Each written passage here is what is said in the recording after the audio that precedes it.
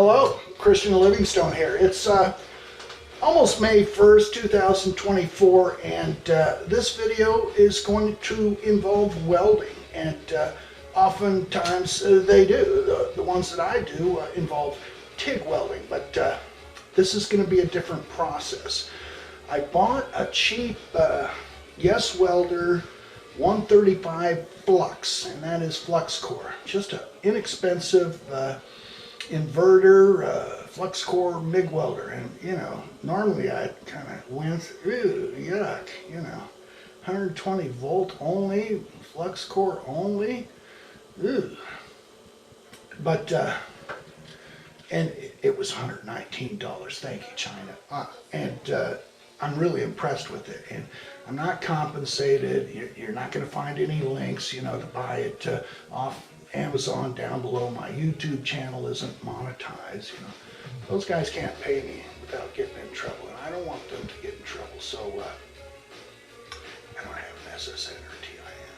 But I bought this thing because TIG welding is a slow process, and I was just curious, and right about that same time I had a prospective project or a job for a friend coming up, and you know, I used this MIG welder out in the unattached garage on the household current that goes out there, but the household current is only 20 amp, and so this MIG welder would go pretty good up to, they quoted in amps, up to 100 amp rating. Usually a MIG welder runs inches per minute with some volt adjustment too, but this one quotes it in amps, but it's got adjustable voltage, plus or minus.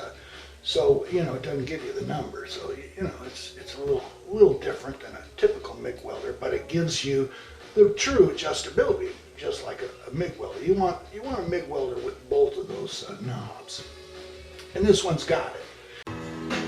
Okay, here's the new project that I'll probably put the new welder, this cheap little flux core. I got the nice fancy advanced featured TIG welder back there, but TIG is a slower process, and you know, I wanted something to do MIG and stick with, but I've got a generator coming too, because this is only 120 volts, and I can only get about 10 minutes of MIG welding with the 030 or the 30 thousandths wire, and I don't want to keep checking the breakers. So anyway, this project came along at just the right time. It's just the kind of material that you know, I'll have less metal prep to do than with TIG, so the MIG will be great on this. And actually, this is a tail section to a off-road go-kart, and this friend of mine, he bought this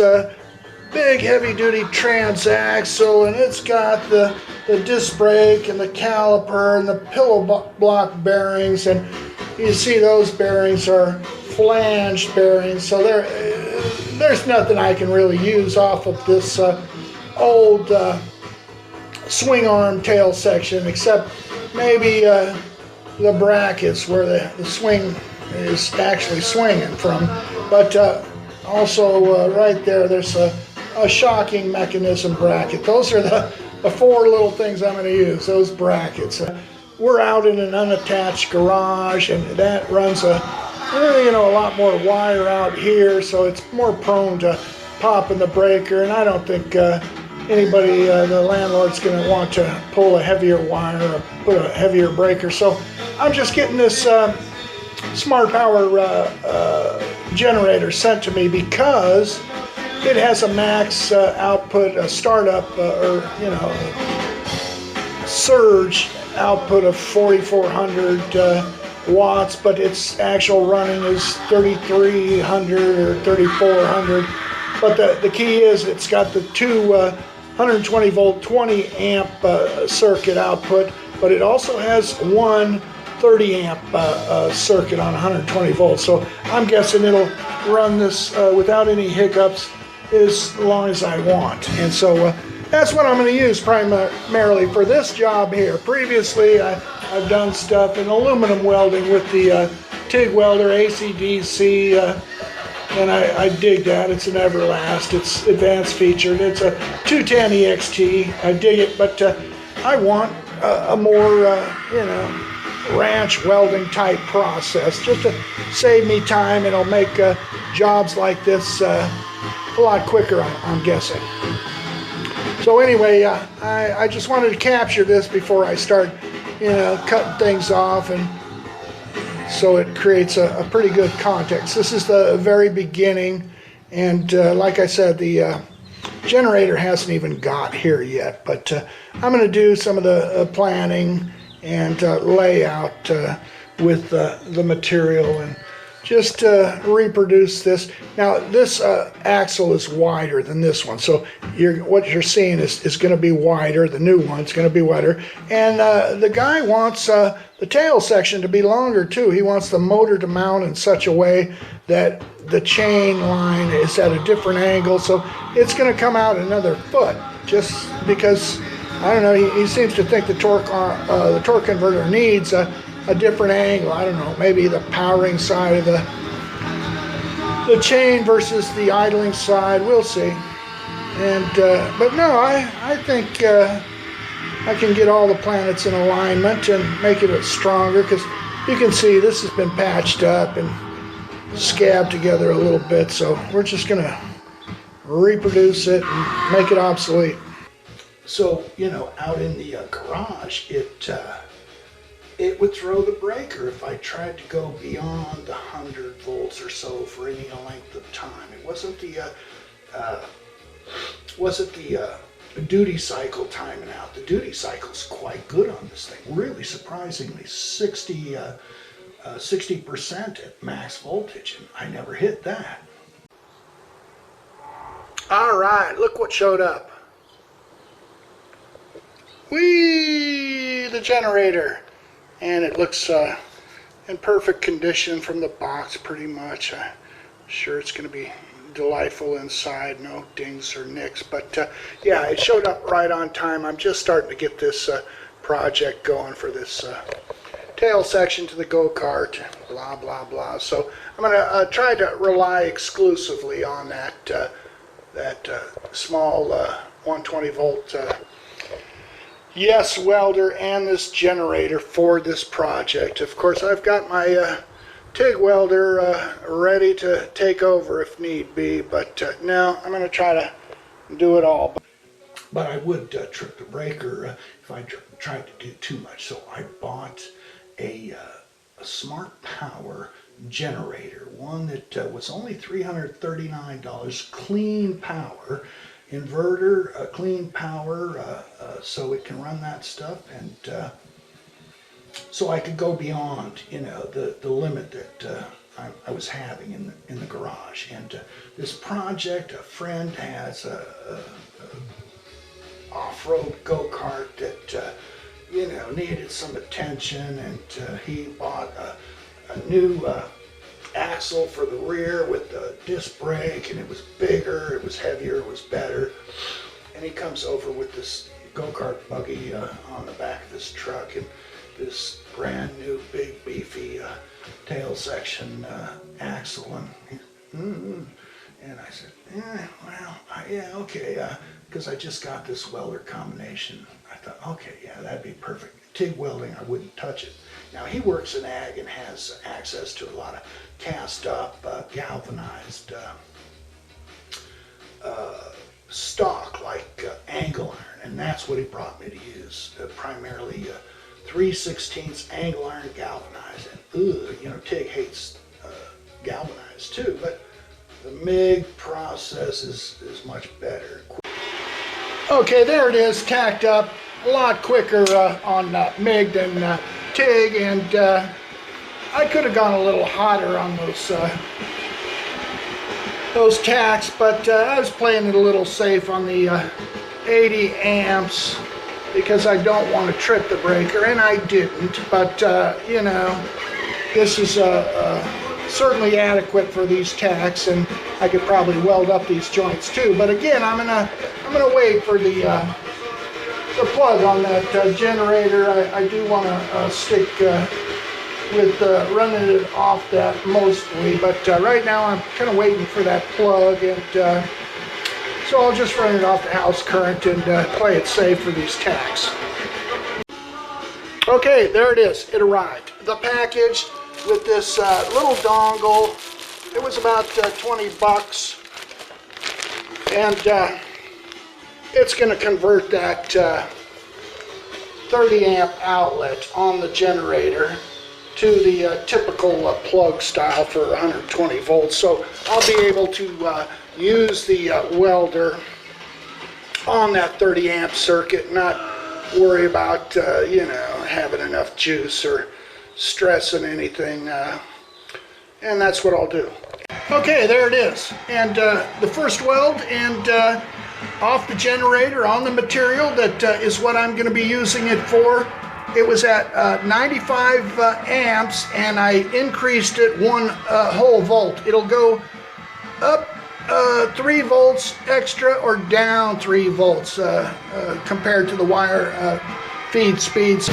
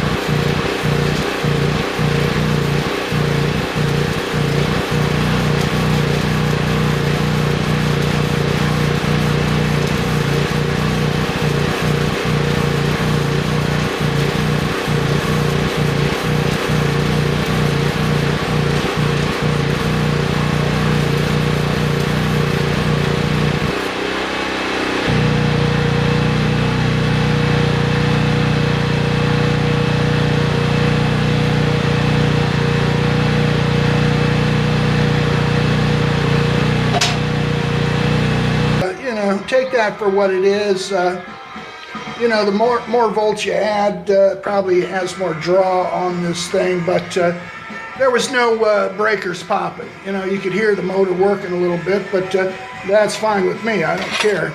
But the weld looks good. You see the first half, I might have had a little extra extension on the stick out, so I brought it in a little bit, and it was improved on the second half where I stopped there. I thought the motor was working or something, so I'm still learning, but to me, you know, pretty much right out of the box, I'm liking that. That's a nice heavy weld. I could have gone a little hotter. The penetration is just starting to get there, so you know, on some of these joints I left a little bit of a gap, so that will make for a better burn in those gaps. It'll be like a keyhole, and that's a good thing for this. And I think I'll be able to use this you know, 120 volt welder and this generator to do this project. Now, there might be a couple of spots where I do tend to rely on the TIG welder, like, you know, these bolts and things. Okay, and there we have that, the template for the bolt, engine mounting holes template. I think I might get some Scotch tape for these edges, these corners, but yeah, this is like hillbilly machining. Okay, I'm still in the fabrication stage. You know, the welding is it's gonna come, but that sprocket right there, that will go here, but that's got teeth to take a number 50 chain, and you know, his torque converter has a little sprocket that takes a 40 chain, so you know, there's no way to change that to fit that. So he's got another, my friend, the client, has got another sprocket coming in the number 40 size, the pitch. I think it's 1/2 inch for the 40s. It's the same as my mower takes over there. I've got some extra chain, so I said, you know, hey, don't worry about any extra chain because, you know, the motor is being moved in this direction, so it's going to take more chain. But that's where I'm going to stab the motor, and I don't want to stab the motor bolt holes until I have just the right chain, because it's not going to have much lateral movement, and it's not, there's no slots. The motor's not going to slide, you know, to and fro to get the tensioning. I'm gonna go up with some rod, and the motor will move up and down, so it won't get this, and it won't, you know, come loose, and, you know, do all that. It'll be kind of stilted up. But what I'm getting at is this is going to be for the caliper here. I got the caliper just hanging on this disc loosely, and this is what I'm going for. I'm thinking about just putting another piece of angle, a little lighter at 1/8. I used 1/8 on that one there. These are all, the rest is 3/16, and 1/8 is you know, a third lighter, and I don't need any more strength or weight on this stuff anymore, so I'll probably just, the elegant fabricating solution is, you know, shortest point from A to B is a straight line. So I'm going to put a straight line and lighten up the metal. But this is this pattern is what I'm thinking about shoehorning this caliper onto. And here's a little example, another example, I suppose, of hillbilly machining. I use the hole saw to, you know, get this kind of action here. Well, I did let these two brackets dictate where this cross member for the engine would go, because I didn't want to have to step out with something, you know, made just for that. I wanted to do the two things in one. And the old frame center to center was 23 inches, and that's the distance between these centers here. I wanted to keep those shocks right on, so no other adaptations needed to be done. And it's 12 inches from the pivot there, the swing arm mechanism. That bolt from the center of it down to the center of this is 12 inches. So, but 23 inches between the two centers here. So that'll be nice that they're placed where they are, and there's something there just to capture them, and a weld tube, blah, blah, blah. Otherwise, I'm listening to some Greek punk from 1980, because on my last video, you know, doing those hand grip crank arms for electric hand cycles, you know, I got dinged for the intellectual property, the copyright on, I think it was the song I was doing the test drive. It was Autonomy by the Buzzcocks. That was real loud. Oftentimes, you know, when I'm just doing music in the background, it doesn't seem to pick up the, you know, the red flags by the algorithms of YouTube. And but it did on the last one. Now, I'm not monetized. I said it on the last video. You know, I'm a stateless person. No SSN, TIN, and, you know. So, I don't think they can really bug me too much. Even when they ding me, you know, they can't say, well, we're gonna, that video is not gonna be monetized, because I'm not monetized. So anyway, I play this, you know, I'll play this Greek punk from 1980. This, I believe, is, in Greek translated, it's Common Disorder. And there's another band I kind of like lately. It's a modern goth band that it sings Turkic, you know, and it's pretty good. And whenever I've had an occasion where the songs, if it shows up as not a ding, or I think on the video it'll just show, you know, foreign music, you know, it doesn't know what to do with the, you know, that kind of music that's not registered with the, you know, the state under the RIAA. So, you know, they just say, oh, well, we don't know what that stuff is. Because I'm not a fan of intellectual property. Of course, that state invention back from the time of European monarchs. It was imported here into onto the North American continent. So, you know, I try to dodge that as best as I can, but sometimes I really don't care. I just, whatever's playing in the background, you know, I don't care. But, you know, if they shut down my YouTube account, well, I don't want that until I can find something more suitable, but and I'll get around to that sometime. But anyway, this project is going well. It's the video I'm thinking is going to be primarily on the generator and the welder I recently purchased, but also the project itself is becoming kind of predominant here. So, you know, I may still call it the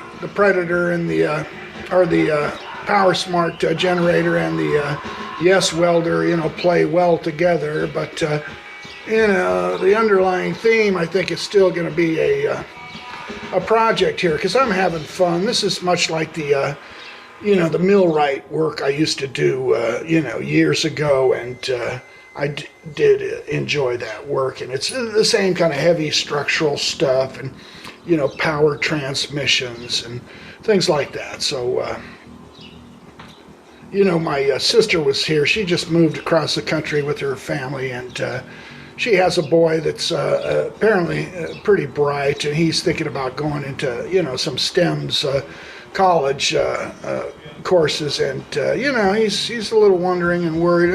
You know, can I do that? Am I smart enough? Blah blah blah.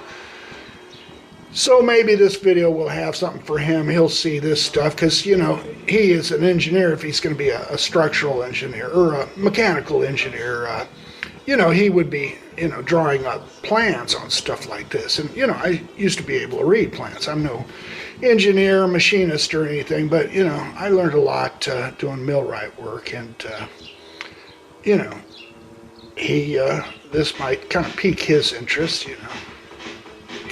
So anyway, yeah, this will be part of the video, this project, and I don't know, might be really the primary part of it, but I'll slip in the generator and all that stuff. I'm loving it already. This is the right heat and the bead profile. It crowns up a little, but not too much. I think the penetration is fine, and yeah, I'm gonna get to doing the welding on this finally. And again, I'm not going to try to put too much heat input, too much heat saturation on the whole part. I'll probably take breaks for an hour here and there. None of this project, you know, I haven't really been sweating. I've been doing a couple hours a day, 2.5 hours a day. Really, if you condense it, probably, you know, the way I work, probably 1.5, 2 hours of real focused you know, progressive diligence. But I think all the planets are in alignment now, and you see I got some extra cord here just in case I don't jerk that cord and knock that thing off. So that's a strain relief, and there's some strain relief down there. I'm liking it. I am just liking this generator setup, and I still like my TIG welder. But yeah, you know, this isn't really a welding clinic. I'm no expert, but I'm just sharing with you guys, you know, my little steps and rationale. So, you know, it's a way of reinforcing what I know, reminding myself. And, you know, I've always, you know, kind of known there was a maxim that the best way to learn something is to teach it, and that might sound counterintuitive, but it's true. You find out your flaws and your defects when you start teaching it. I mean, once upon a time I used to teach cognitive restructuring to condemned men, you know, and they're a pretty tough bunch, you know. You're talking about changing their belief system. So, you know, you work it out pretty quick. Okay, that's a weak argument there. I better look at that a little better. So anyway, that's what I'm doing. I'm just, I'm having fun. I used to do this kind of stuff, but it's been a long time, and this added process, I'm really digging it. I've got MIG in my garage, and You know, I don't pop breakers anymore. Okay, and this is what I'm going for. This is a single pass. You know, it wet in enough. I could have come up on this edge a little better, but this is what I want. Something that I don't have to go over twice, and it tolerates the galvanized fine. Over here, I had a little more trouble. I gave it a couple of passes, and I just ground it off. I don't know.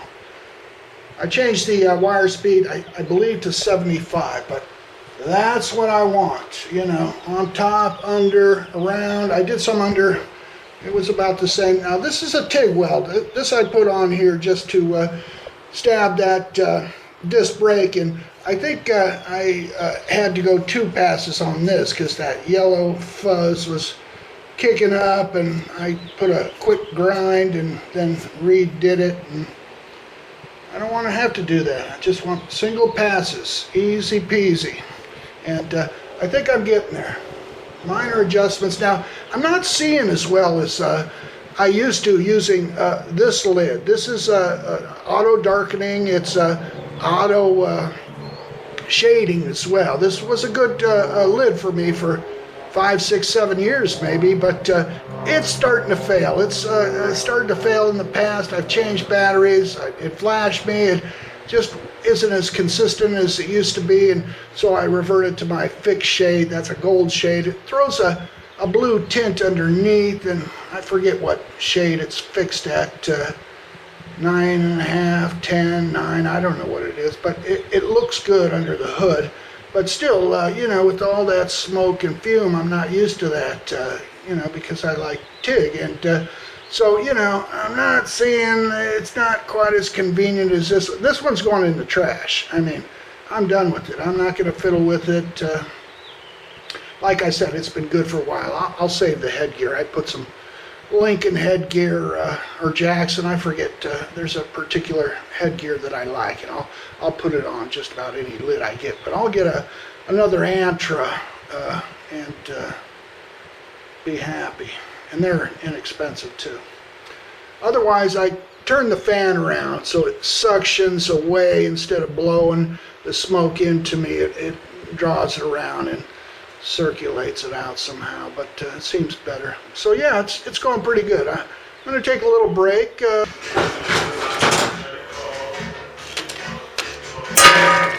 There we go. Goodbye. Okay, I got the motor running. It didn't take much. Some fresh oil, fresh gas, a little cleaning of the air filter, and you know, as I run it, I do notice something, not too distressing, but let me show you down here.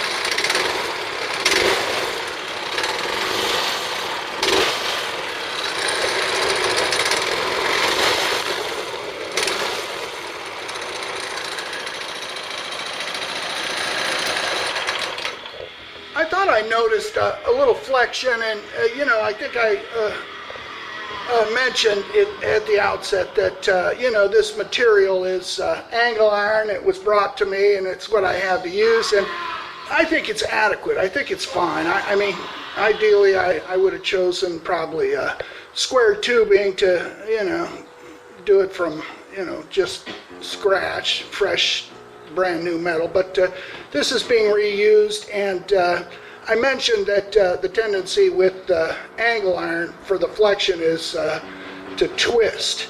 And I thought I noticed a little bit of flexion down here. These motor mounts, there might have been a little flexion on the torque, you know, when it just gets going. So I'm going to add a little stiffener to this whole action, because you can see that, you know, I wanted to keep things elegant and use as little as possible, enough, but maybe I use too little. But because these long pieces of angle, and I did step down to a little lighter thickness on this piece here. This is the 3/16, this is the 1/8, and you know, they'll go in tandem with the motor mount, but this is where I thought I detected a little. So I'm going to put some stiffeners, add a little bit to the matrix, and give it a more honeycombed structure, because like I said, these are long across here and this is right in the middle.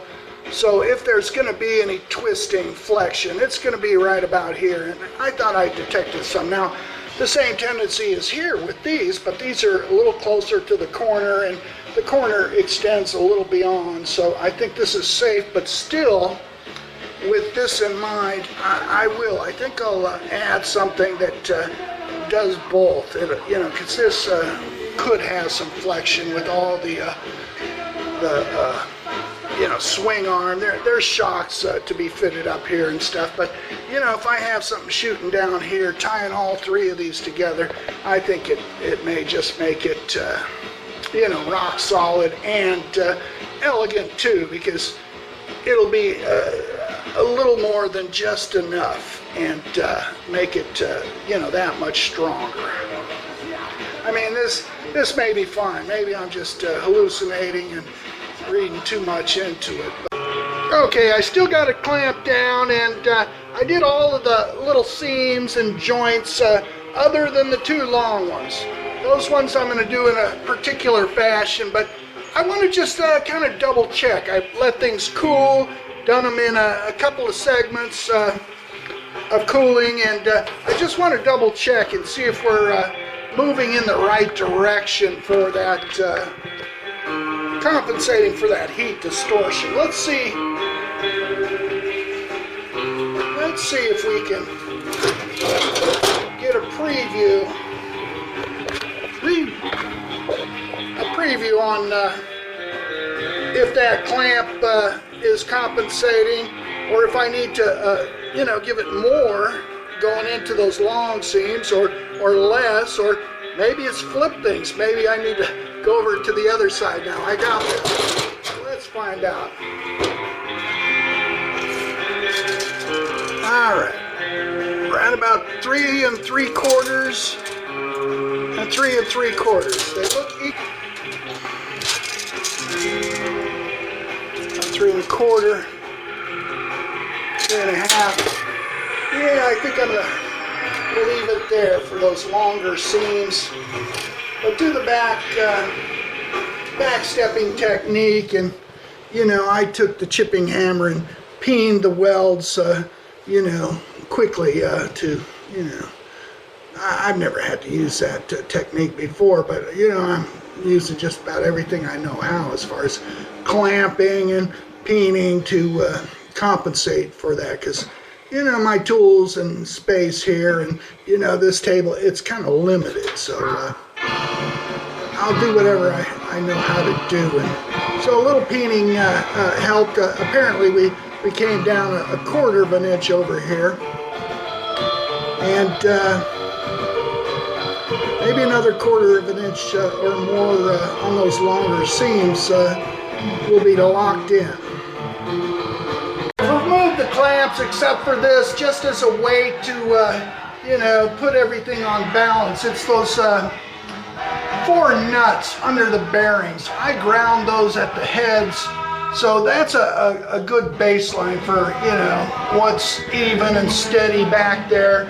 And then the clamp to make sure everything lays appropriately.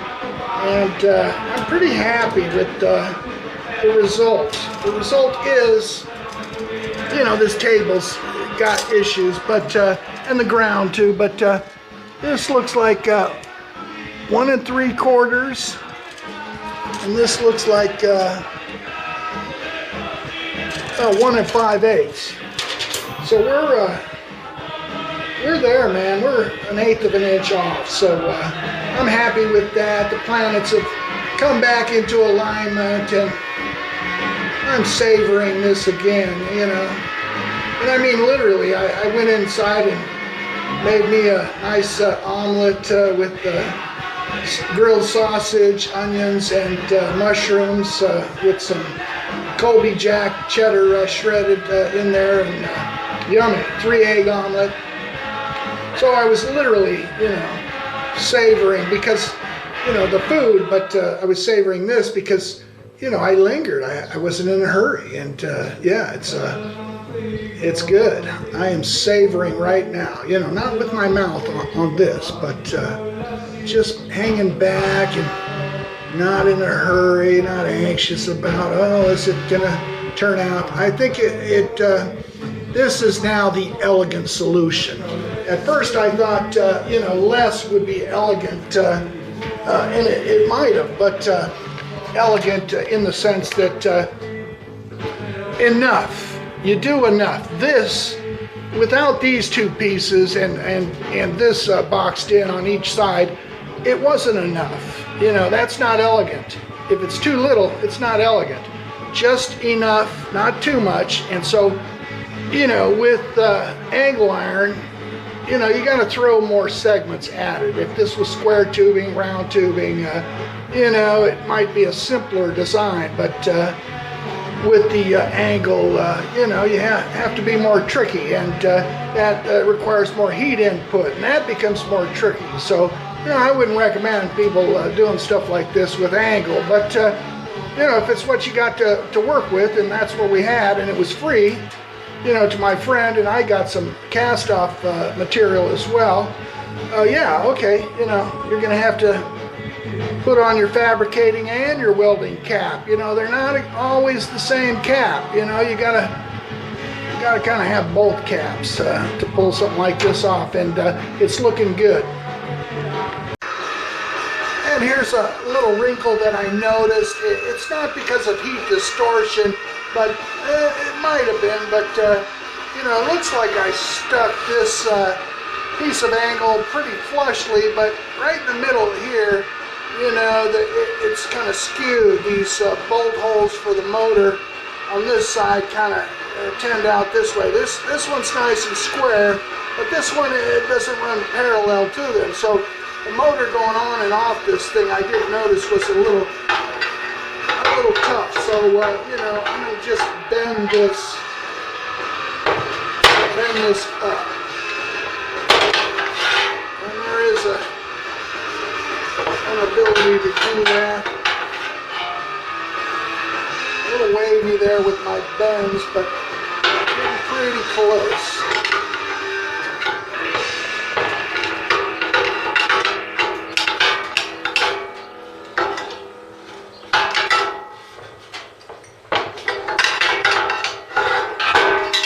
Yeah, I'm liking that a lot better.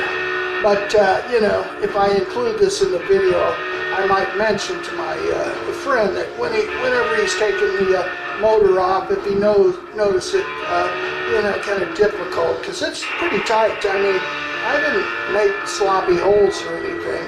And so to loosen this up, let the bolts kind of toggle a little while it's going up, and then cinch it down. But that looks pretty good now. Bushings and sleeves, and put them into some of these spaces, and all will be well. I could get out of the two pairs, I could get one good pair that would be appropriate, that would be heavier, better placed, and all will be well. But you know, my buddy is kind of a macho guy, and he, you know, wants two sets of shocks like those off-road buggies, Baja buggies, and but two pairs of crummy shocks are still two pairs of crummy shocks, and two pairs placed poorly is just, you know, that's really, you know, making it pretty turdy. So we're gonna try to take some of the turdiness out of this, and because you can't solve a problem, you know, with the same mind that you created the problem with. Albert Einstein said something like that, and there's certain variations. I mean, he wasn't talking about physics on that. That was a political statement he was making, but we're going to use in a physical manner here and solve this with new thinking. This thinking was trying to solve a problem. It was taking a problem that existed from this shock being too saggy and weak, but it created another problem, a bigger problem, by leveraging this whole frame structure and causing it to crack on both sides. So, you know, you can try to you know, fix a problem, but you create, now you got two problems. You got a crappy shock and you got a broken frame. No good. But yeah. So, you know, I'm waiting for a little feedback from him for some hardware for this, to mate up, make sure the planets are in alignment, and that cable to the brake, that has a threaded barrel in there that is broken between the two. Those two nuts were supposed to cinch up right in my famous brake module assembly, but it's going to be difficult to do it easily, so I just might end up tacking the two little points on that flange nut to that brake assembly mount, and that way it'll end up kind of tethering it to the rest. But I'm going to go down line and see where it disconnects also, so it may not be terribly tethered when I do figure that out, because my friend said he didn't know where to get a cable like that, and maybe they're available, but I don't know. I can tack those two ears on that assembly right there. Right there, yeah. And I'll use the TIG welder on that. I mean, it's over there. It wants to do something. But that's, you know, safer or saner process for something like that. All this stuff, I think I could probably still use the MIG just fine. And so yeah, you can't solve a problem with the same mind that created it. And you know, that doesn't mean that you have to get a different person to solve the problem. You know, one person creates the problem and you got to get somebody else to come along and fix it. No, you don't have to do that, but you know, another, you know, statements or phrases that represent that same sentiment, you know, it makes it clear that Einstein was talking about you have to change your thinking. You don't, you know, have to get somebody else to fix it. You can change it, but you have to change your thinking. And so we got to get back over here. And we could even put two shocks. I've got a spot, and if we want to put two shocks, but we got to establish one shocking system that works well. And you know, this tail section is, since it's not independent rear suspension, it's, you know, it just swings as one.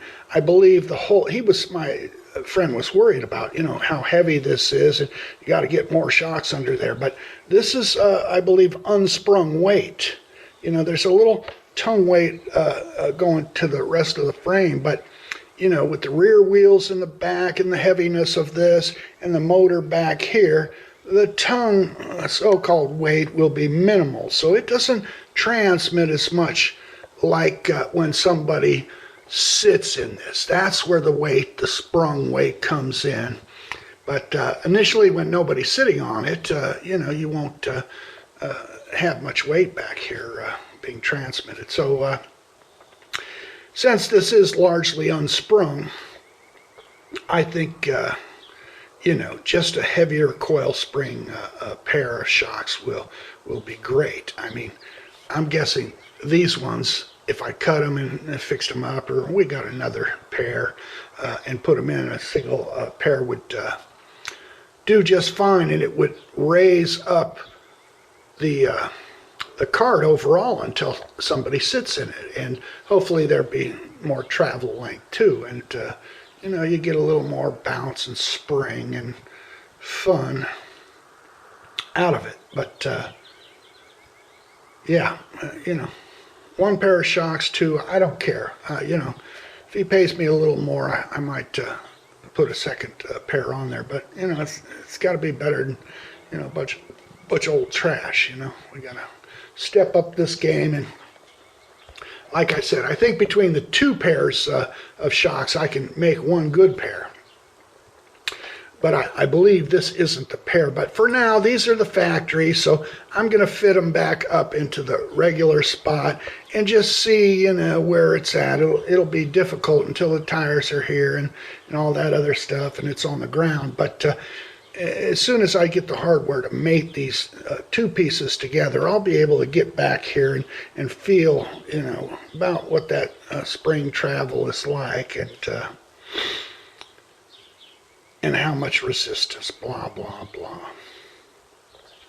Otherwise, in the political context of, Einstein was, talking about, you can't fix a problem with the same mind that you created it with.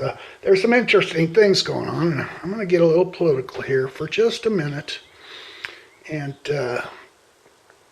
like with BRICS nations, they're coming together and they're seeking to solve a problem, of kind of abandoning the last vestiges of 500 years of, Western colonialism. And I'm talking about primarily European colonialism and Africa and in Latin America. And recently there was a West African nation state called Niger, and they had a coup.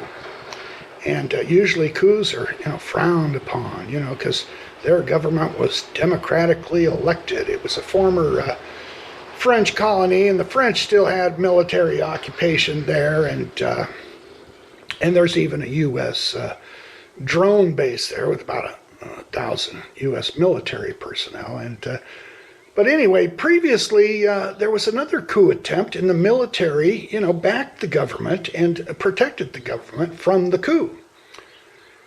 And then there was another coup attempt, and the military finally, effected the coup and kicked out the democratically elected government. And of course, the French said, "Oh no!" And of course, they didn't want to go in there and fight. The Niger military. They wanted other European nations from a collection called ECOWAS to attack their neighbors, do the fighting for them. And, they were thinking about it. And, France would have supported that. Yeah, sure, go fight our little problem here. But then they finally said no, because there was two other nations in West Africa. And I'm not a fan of nation states. I'm a stateless person, but the inequity that's going on there is still very clear from these Western foreign powers, namely France, and because Niger has uranium deposits, and France uses uranium for their nuclear power. They're one of the bigger nuclear power nation states, and so, all these years, even after they threw off or went independent, got rid of France as a colonial master, they were still exerting colonial power over Niger by, extorting their resources. And they were doing it at a rate, the price of uranium per ton raw ore is about $200 a ton. And of course, France was paying Niger much less than that. They were paying them $8 a ton for uranium ore. And, the colonial attitude was, you take the $8 and be happy, because, we say that's what you get. Be happy. Well, the Africans are getting tired of that, and so three of those areas, I think it's Burkina Faso, Niger, and Mali, they had similar trajectories, and they're kind of banding together, and they want to go into BRICS now, and BRICS doesn't have the same kind of requirements like the West, like the EU.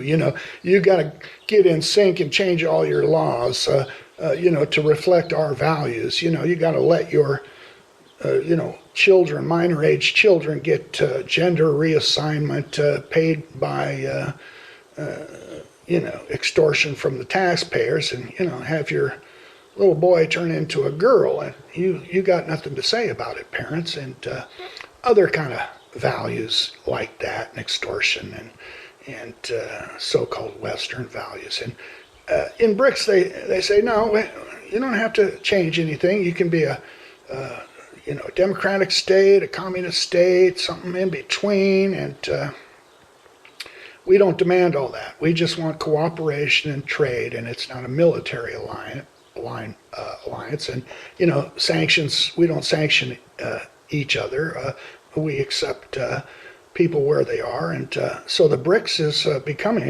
They're starting to call it the global majority now, and it used to be the global south, but now it's going to probably become the global majority, and with China, being very helpful economically to, anybody in there. Russia too, in Western Africa, those states are saying, hey, Russia is who we want for helping with security on, these, Islamic jihadists that are giving us so much trouble. The French didn't help us. They just hung around, and the jihadis still showed up, and, they kept looting our resources. And not only that, France, the funny thing is that even though France doesn't produce its own currency, it's in the EU, and they use euros. And there's no French francs in France. But in 8 states in Africa where France was the colonial master, France still produces the currency for those countries. And they charge seigniorage, and so there are African francs. And so the colonialism is still going on. Imagine that. 8 African nations that don't create their own currency. They have no sovereignty over their currency. I'm not a fan of fiat currency in the first place, but, you got to start somewhere, and the Africans that's probably their next step. They're going to get rid of that, and that'll be a good thing. So, they can make their own mess, and a European master doesn't have to be doing it for them and exploiting them. So my neighbor's projecting his Christian music over here. It might ruin this, so I'm going to cut for a minute.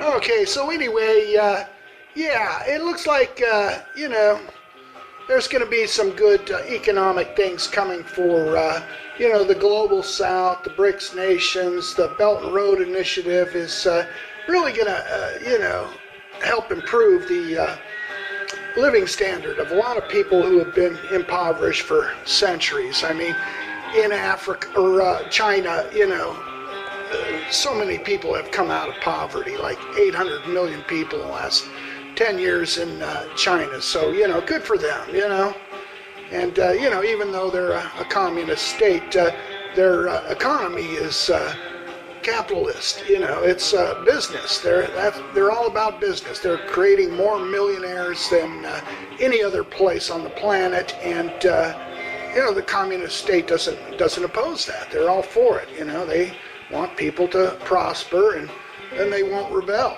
They'll be happy, and the Chinese are happy. They don't care about voting.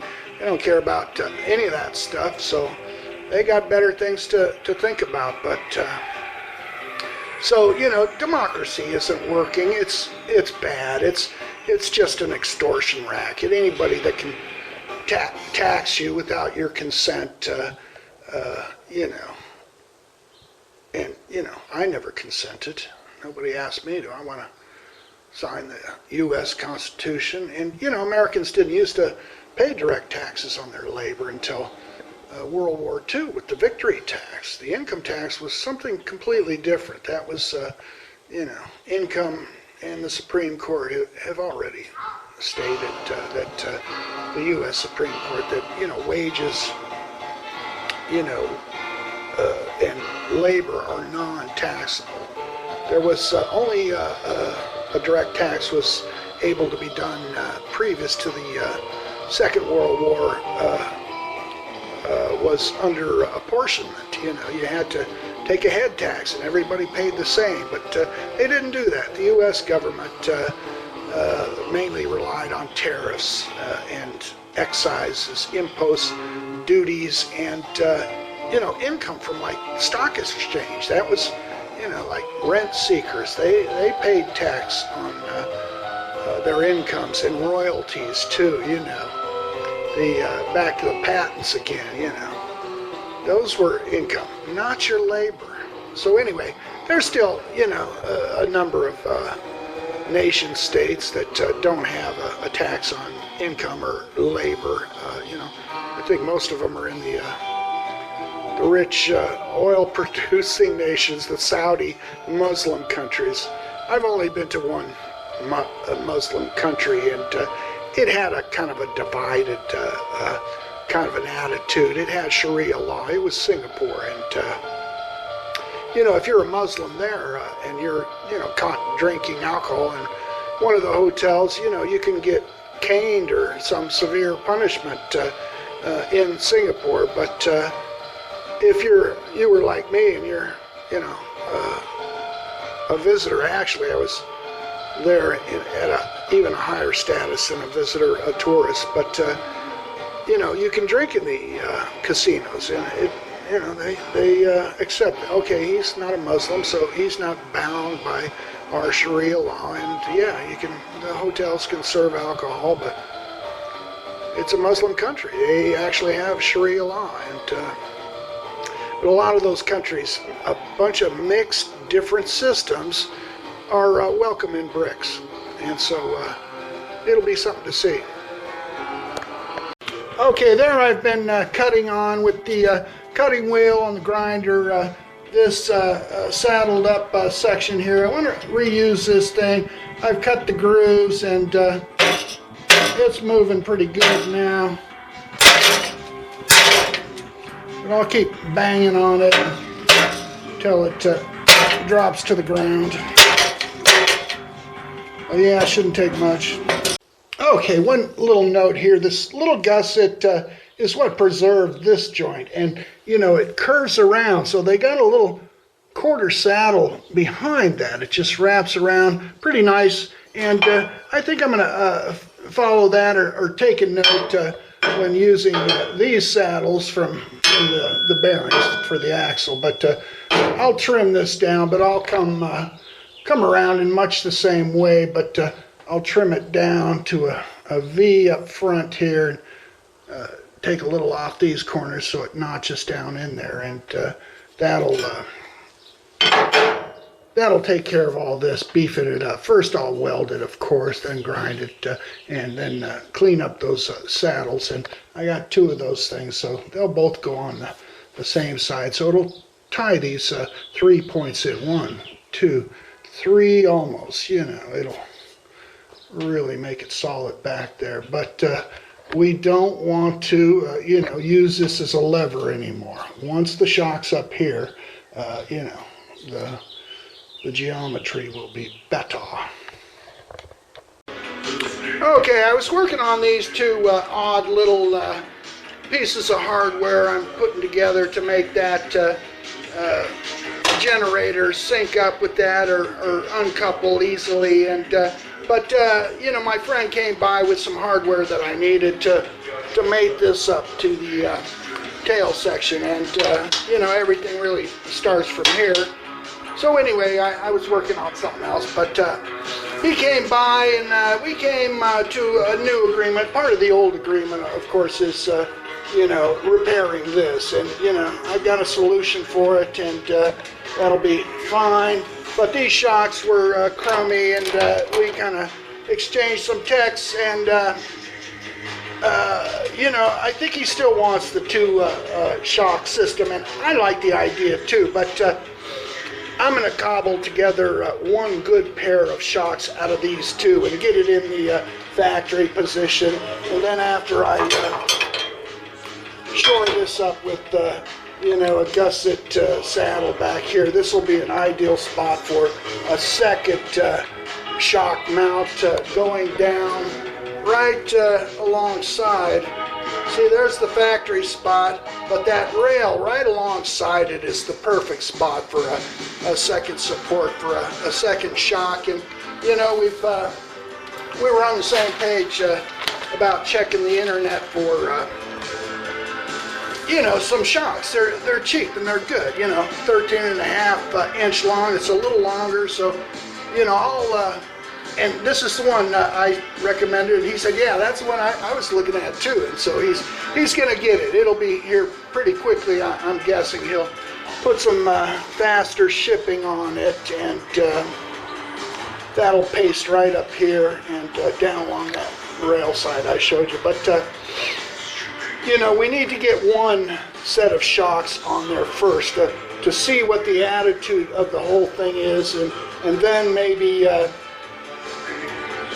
You know, it's this is a 12-inch eye-to-eye, you know, shock setup, but we can do this other one any way we want. At 13.5 inches eye-to-eye, we can preload the mount so that this one picks up before this. See, that would be no good to have the fancy air-adjustable shock out here if this one's, you know, doing all the work, and you know, this one's just along for the ride. We want the fancier one, I think, to really give the initial shocking, and this one is a backup. So between these two mounts, you know, it may be that this one should be deleted, and this one could be moved into the same spot. It would raise it up, even though it's 1.5 inches longer, it would raise up the attitude, but then it'd come down again, blah, blah, blah, you know, when somebody sits in it. So this is, I think, going to give more options, more flexibility and versatility, and so, and I think it'll even kind of share the load with this being adequate, I believe. You know, with this little gusset and saddle under here, this would have been adequate. This never would have happened if they just left it here. But still, this is not really super robust either, and so you get the strength here, and you get strength here, and you get strength shooting up here too. So, you know, I think this is going to tie all three of those points together, and then it will, if two shocks are used, it'll share the load between all of those points. You know, it won't be twice as much force being exerted in one point. It'll spread the load. You know, some of those cables are a little short and janky. I might take some of my bicycle cable stock and extend this one. You see that bend at the end? This thing is just long enough to bend it right in there, and so it could use a longer cable, and you know, the bitter end is quite short, so that's no fun fitting up to the motor. But the valves are adjusted. I put the old plug back in. It had a different number, and this thing seems to run pretty good now, and I did that last night, so that's good. But I'm back on this upright hand truck that breaks down into a dolly. It's not going to be doing dolly work anymore. So, you know, I'm getting these squared away, and I believe I'll be able to put the paint finish on that today. So I'll finish something today, you know, that is a little project running alongside this other project. But it goes along with it because, you know, I want to have these mated together in their finished condition, you know, at the same time this is ready. So I don't want to have this finished and then this thing is still not good looking. I want it to be good looking. I'm going to place them both together at the finish and capture some video. Those tires overnight, that one that was plugged seems to be holding air, so maybe I won't put any slime. They might be fine for the moment, so he's not going to get a bonus there unless that starts becoming a problem. So yeah, I'm just taking it easy till those shocks come in, and plus the hubs for those wheels are not here yet. They spline in, but there's also a hub that goes into that spline that, you know, mates the axle and the tires, rims, wheels together. So, you know, it started out, I was just going to do the tail section, hand it off to him. He was going to go his merry way, but ultimately I told him, bring over the rest, and bring over the whole thing, and I'll mate him up and just, you know, get all the bugs out of it. And sure enough, it turned out quite well, but it was quite a process. And, you know, in my little garage, I don't have a lot of, you know, fancy tools or fixturing table, but, you know, I do all right with what I got, and I like, you know, not having a bunch of stuff. I don't want to be a warehouse for tools that I hardly ever use, but what I got, I use, and I like it that way. Okay, there it is. The cart is done, and you know, it's a little different. It's vertical. You know, a lot of guys will get a welder, and that's the first thing they'll do. They'll build the cart, and I didn't really build. I just modified a hand truck because it's vertical, and that's what I like. I like to save space back here, and so it's on. This was given to me from a cast off from a barbecue grill or a smoker from a neighbor, and but this is really the key point, is that you know, it lifts the welder, even though, or the generator, even though the generator is actually you know, placed on the ground right now. The weight of it with its isolator, you know, shock absorbing bumpers down there, and the frame is you know, got shock absorbing rubber bushings too, and I noticed recently so does the gas tank. So, you know, PowerSmart did a good job kind of isolating some of these areas to make it nicer, but it does. This is how I did it. I just used some of that angle iron and made some channel out of just lapping the two over each other. But on the one side, there's only a smaller portion, so it more easily fits in there, and it does. And I got these quick pins in case you just want to, you know, separate the generator and put an extension cord, get it out of the way so it's not so loud, but you still got the feeder or the unit. It's MIG, so it almost seems like a feeder to me, but it's at about the right height, maybe hip height, so independent of the lower portion, it still balances well in the center here.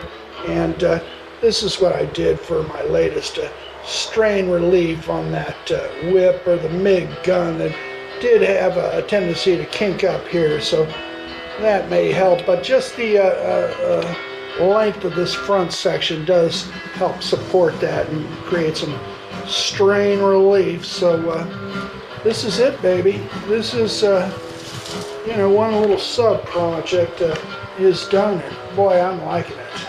I am liking it. Shocking system, and I don't believe these are air adjustable. I believe these are nitrogen filled, but you know, I'm just going to stick them, you know, where it comes to rest there, and that fitting there is adjustable, so you can add some preload just by rotating that and putting the lock nut on. And these coil springs have an adjustability too. You can increase the rate. You can't really see it from that side, but behind that little canister thing is a ring that rotates so you can put more spring tension. So, you know, this is going to be a great system, and it'll have adjustability to it, blah, blah, blah. So I'm going to get to sticking this, and the next time you see it, it'll probably be, you know, painted, and it won't look so, you know, Frankenstein-y. It'll look quite nice. And here's what I'm going to do about making that cable for the disc brake from, you know, a puller to a pusher.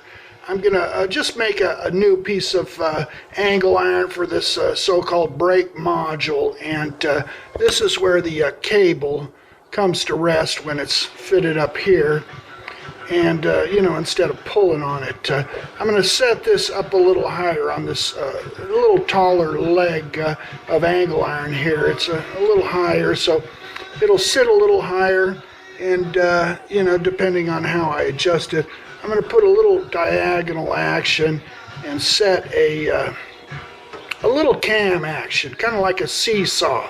So when the cable's pulling down here, this will be stuck with a bolt, so that when it's pulling, it'll be pushing too. So that's a simple remedy to it, but you know, I'm going to cut this piece out and reuse this piece.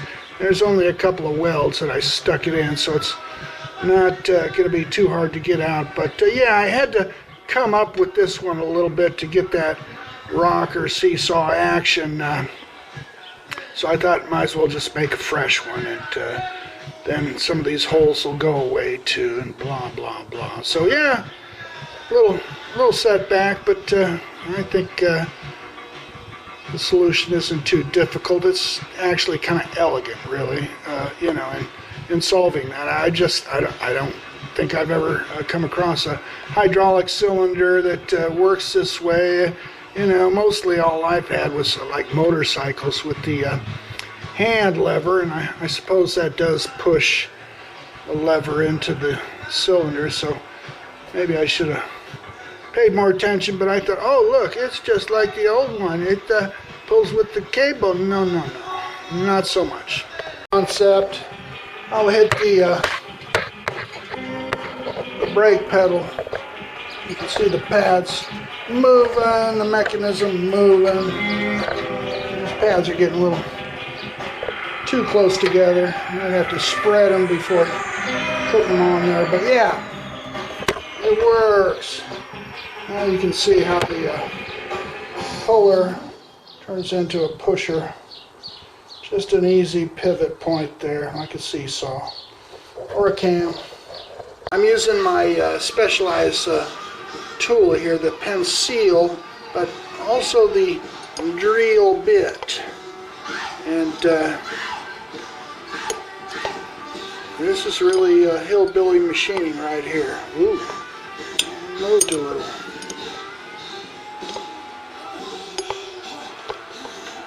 But yeah, this is like 25/64ths, or I forget what it said, but that's the closest thing I got to really nailing that, so we'll see. I think I'm going to leave my mark on this by giving the blackout treatment to everything I've done in the back, and debadging this motor of all these stupid decals, and black it out too. There's a design flaw here, and I created it. I did it all by myself. I built in a design flaw, and you know, I'll tell you about it, but initially I think there was you know, a design flaw by the Yerf dog. You see where they cut out that tubing in the back end? You know, I was kind of curious about that. I thought, okay, what's that about? You know, that looks kind of an oversight. Somebody, you know, an engineer decided to cut it out. You know, was it because of the pull start? And you know, what's up with that? You know, I was thinking about joining those tubes together. Why not? You know, they were probably that way originally. But no, you remember how the chain line goes back this way. That's what my friend wanted. Before the chain line went this way, and the witness marks on the chain line inside that torque converter. This probably didn't have a torque converter to begin with. It was probably a centrifugal clutch, and the motor sat back here, and that's why this I don't know, 9.5 inch gap was cut out of this tubing, because that's where the gas tank was. The motor sat back here, and the gas tank needed a space.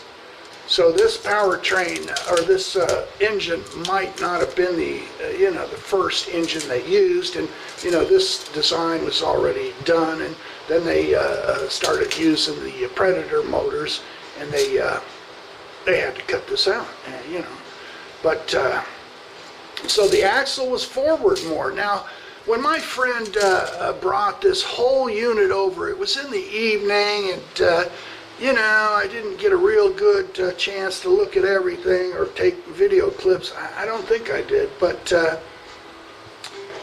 I told him, just remove the tail section, deconstruct it and bring it to me, and, I'll reproduce something that, meets your requirements. And, I think I did that, but I didn't have the rest of this until, I asked him for the rest of it. And so I could, because, this was made, custom one-off, but then I needed more input. And sure enough, he brought the rest of it over, and we got it up on the table, and, I went back to doing my thing and getting all the planets in alignment. But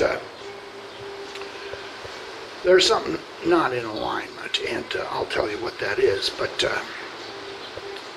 initially, I just wanted to mention, this was an afterthought here by this Earthdog company for this reason, and I believe that tank, that needed to be, the clearance, because, the suspension goes up. You don't want that tank bashing around or hitting back here. It probably wouldn't have been mountable otherwise anyway. But I have a similar problem now, and I will show you what that is. Initially, everything else is done. I thought, okay, now, this tail section, the suspension's going to come up, and, is this going to hit this middle tube up here? And, maybe I'll have to cut that section out too, like they did over here.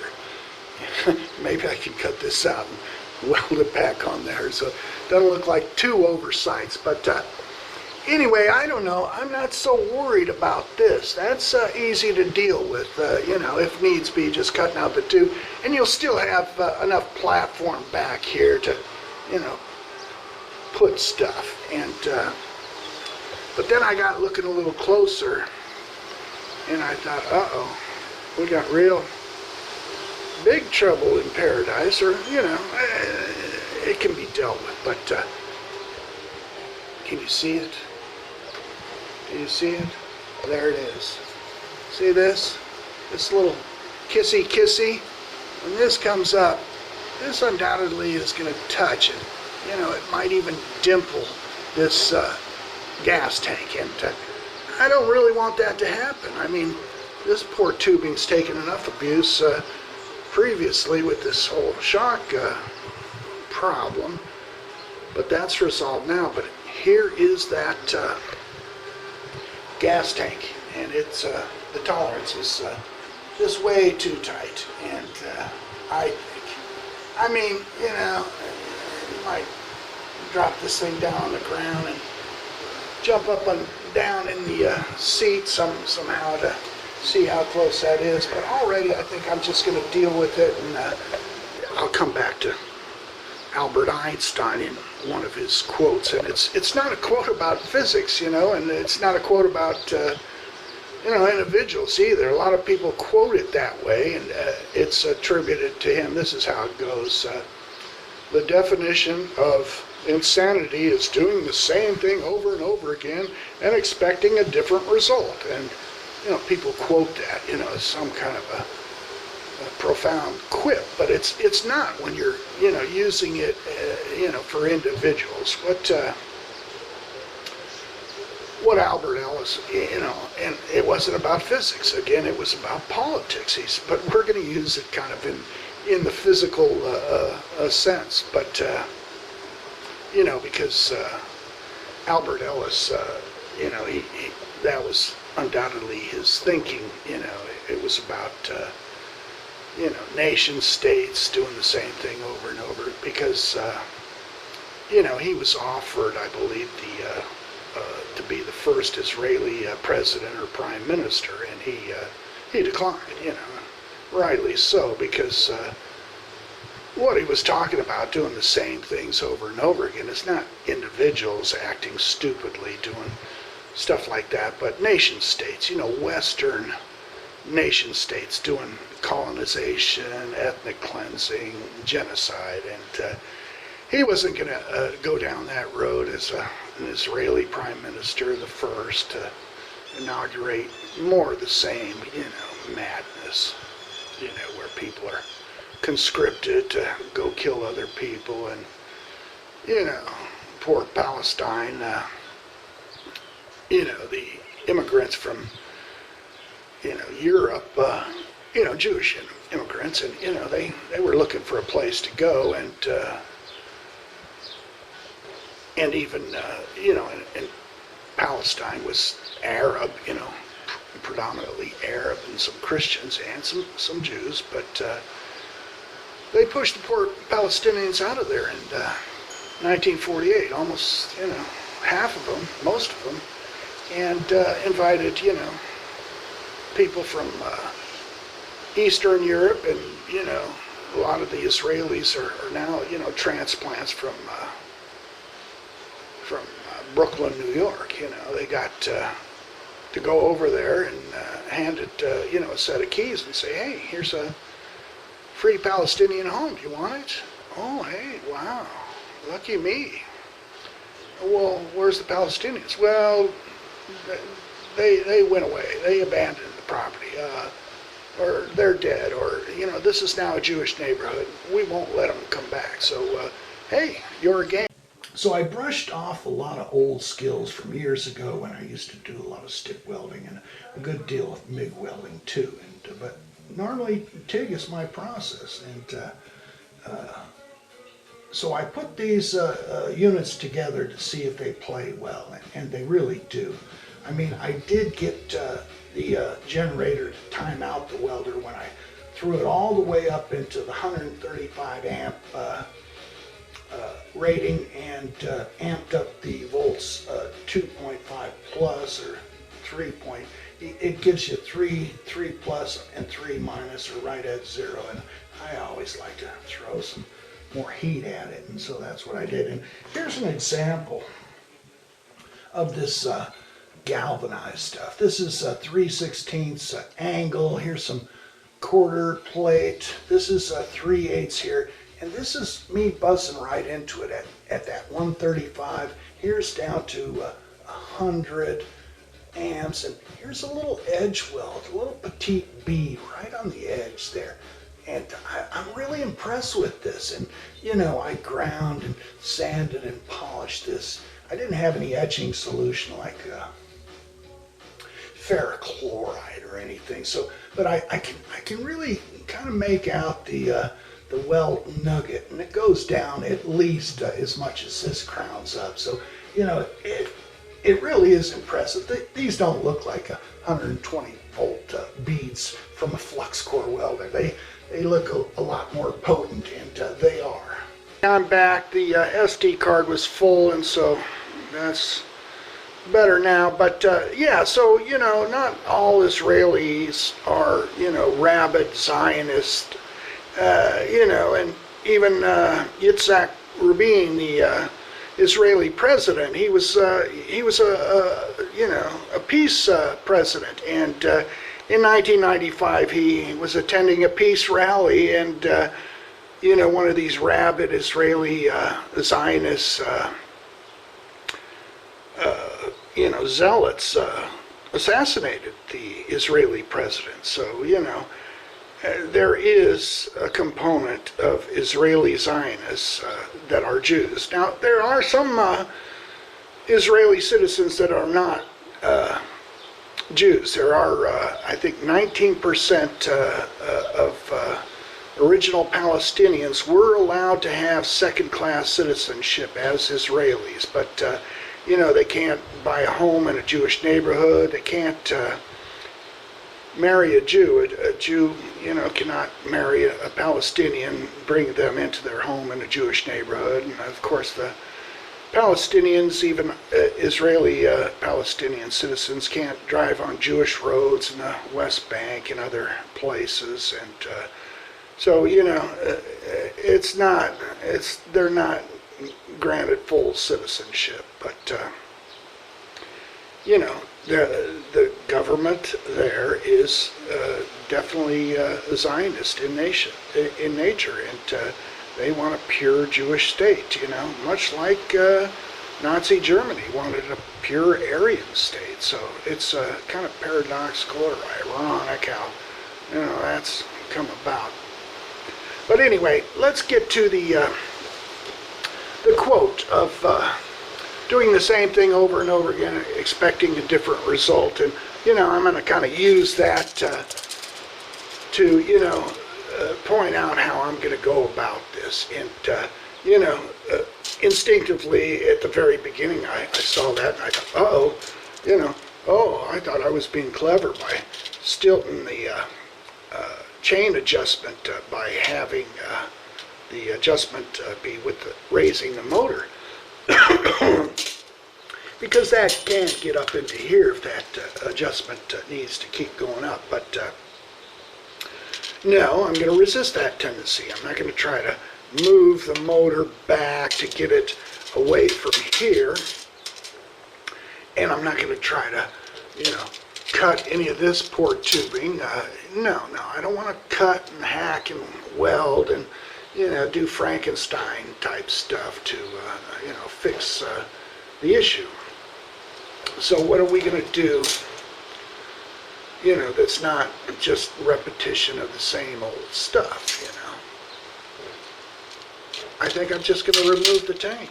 I'm going to take the tank out of the equation and maybe mount it over here so that it's set back a little, but still easy to fill. And because there was an issue with this tank to begin with. My friend said that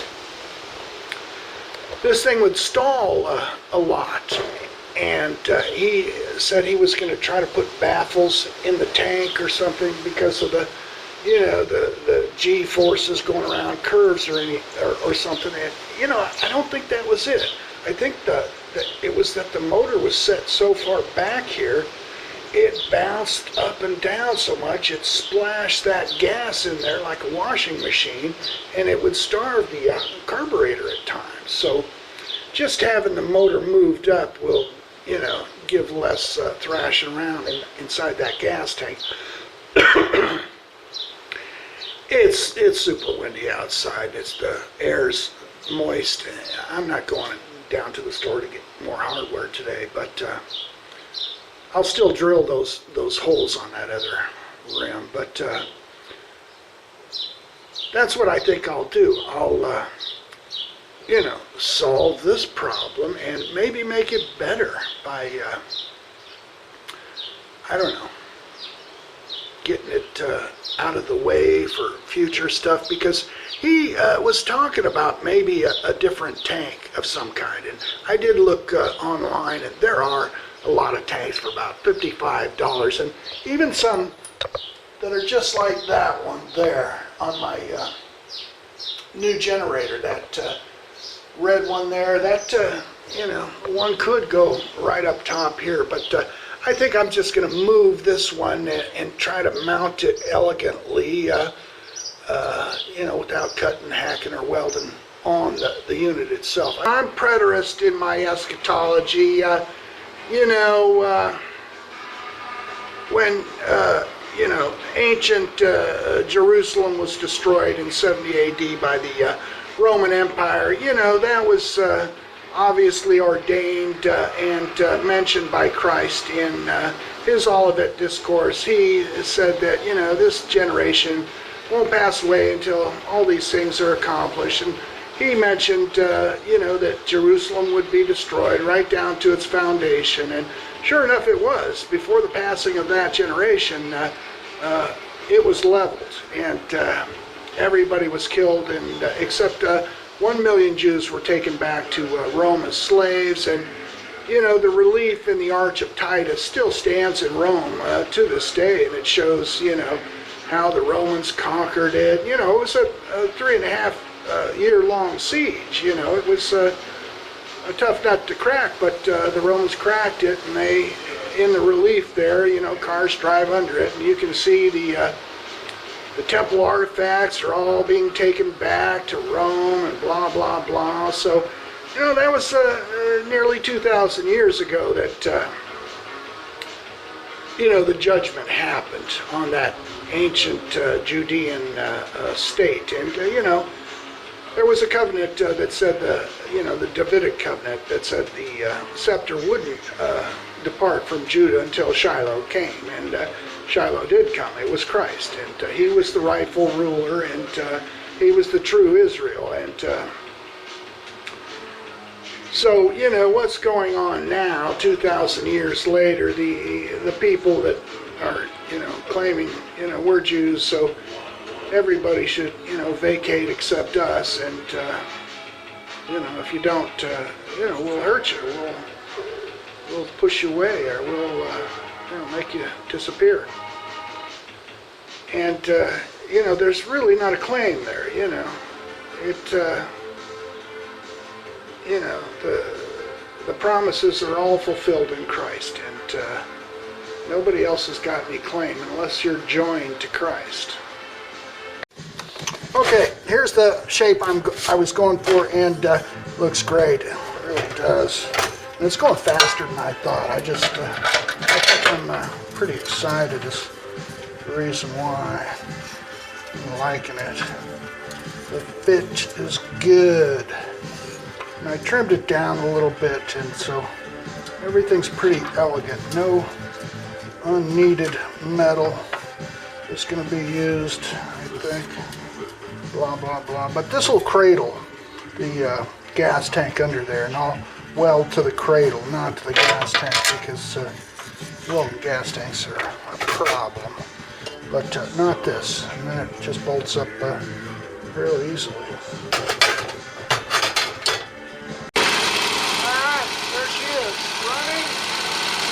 Ready?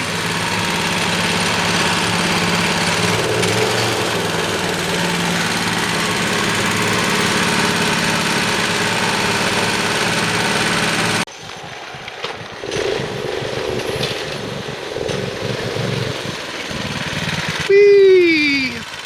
Look at Caleb smile. That's remarkable. Okay. That's remarkable. That's so world low, of a difference, Christian. Yeah, I think I touched all the bases, so, you know. Oh, sure. That's not the same machine I dropped off. Oh, great. See, this is twice as fast as it was before. It's that displacement in that axle. And the sprocket is smaller, a little smaller, you know. Man, that's remarkably fast, baby. You want to take it for a ride? No, drive it by the bed of the truck, though. It'll be easier to load up. All right, so Caleb's happy, everybody's happy. I'm beyond happy. And this is really your daughter's, right? Yeah, this is for my 10-year-old. All right, that's quite a little thing for a it 10-year-old. wasn't this fast before. I'm excited to see her reaction. Okay, I'm going to cut the video here. So I'm impressed with the YesWelder, just for its ease of use. No gas bottles to buy. The Smart Power 3600 to 4200, you know, variable, continuous down low, and, you know, momentary or a few seconds up top. And I think on the video clips you'll see that I really push it right between those boundaries. The generator governor will kick up, and, you know, you get a little nervous. You want to kind of back off and maybe throttle it down a little, but I push it, and, you know, I really gave it a good workout. So I recommend both of those products, but this video really isn't about that, endorsing products. You know, helpful, yes, you know, how you can get something to work for you, great. But, and any of the, you know, inverter, 120 volt flux core, I mean, Harbor Freight's got a comparable product that people like well too, the titanium 125 EZ, and that's kind of really what got me thinking is, okay, yeah, people are saying that these have really improved, and they have. Now I know for sure. And but YesWelder has a whole product line of stuff, and they have flux core wire spools that, man, that wire runs great. Not a lot of smoke or spatter. Well, there's smoke, but not so much spatter. It's minimal, easy cleanup for MIG, especially flux core MIG. And I like it. I like the welder. I recommend that to anybody if you're just wanting to start to weld. It's very easy, this MIG welder. You can be a welder, in a day or two. You can be fairly good at it, I think. So the video is, I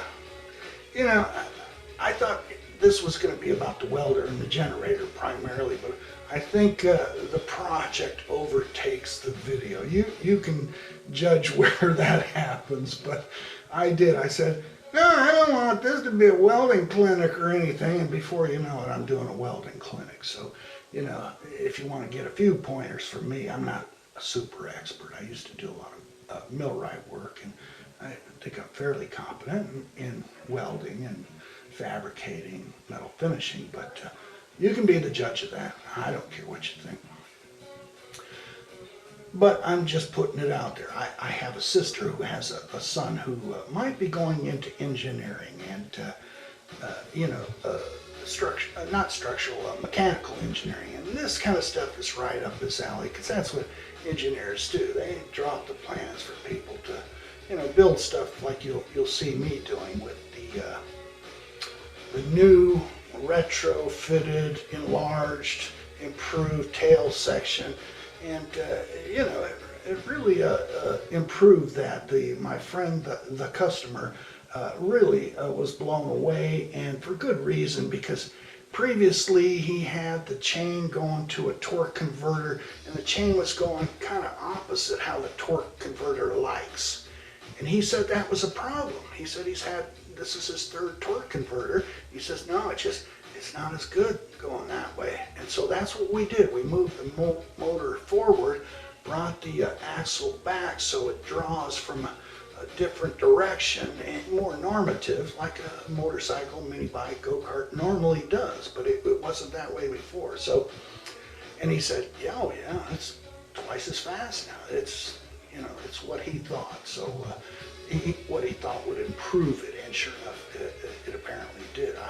Initially, I told him, it doesn't matter, but I was thinking more from the crankshaft. But a torque converter jumps over and has a belt and a spring system, so it may like it better to pull from the top instead of the bottom. I don't know.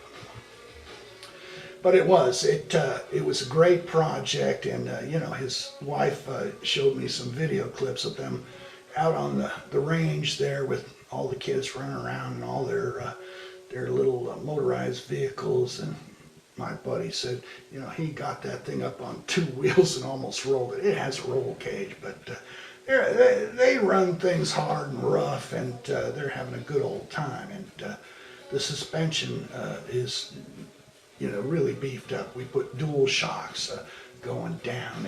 It doesn't bottom out. You can't bottom it out. His brother was there, and they both got on the side of it and jumped on it. And yeah, it's all good. So anyway, that's the video. It's going to be, that. You're gonna go on a little odyssey if you bother to stick around for it. But there's good reasons too, especially if you're wondering about welding in your garage or something, or taking it out, to fix fencing or something, remotely, out in the field somewhere. You can do it pretty inexpensively, I think. $500, you can put these two together and go out and do all kinds of stuff. And TIG would never do that. The TIG needs to be indoors. The shielding gas, you just blow on it, and a little whiff of wind, it messes up the shielding. But on this, no, you buzz right through stuff. So anyway, I'll probably get to some of my personal views too, and you might kind of cringe at some of those because I'm a Christian anarchist and all that stuff, and a stateless person. So, you know, you'll live. You'll suffer through that, I'm sure. But I usually say that towards the end where I'm doing the video editing. That seems to be kind of a habit of mine lately, is I'll just do a screen capture while I'm editing, and I'll blab on a little bit and kind of recap the project and some of my impressions and what I might have done differently, blah, blah, blah, blah, blah. So there it is. Peace be with you all.